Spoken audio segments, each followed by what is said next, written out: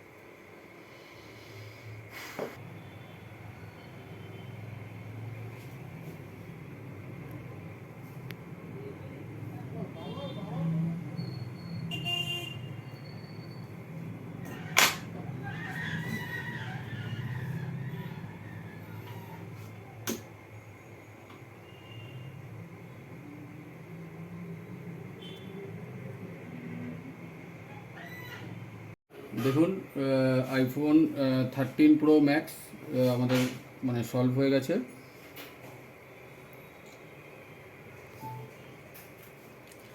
এটি দেখুন একদম এখানে একটা ছোট স্ক্রিনের জাম্পার করার পরে আমরা দেখিয়ে দিচ্ছি। এখান থেকে দেখুন এই জাম্পার খুব কিন্তু সাবধানে করতে হবে। এইগুলো ফ্লেক্সের জাম্পার এবং অতি মানে সূক্ষ্মতার সাথে এই কাজটা করতে হবে, নাহলে কিন্তু ফ্লেক্স কেটে গেলে এটি কখনোই আর তৈরি হবে না, তখন নতুন এলসিডি চেঞ্জ করা ছাড়া কোনো উপায় নেই।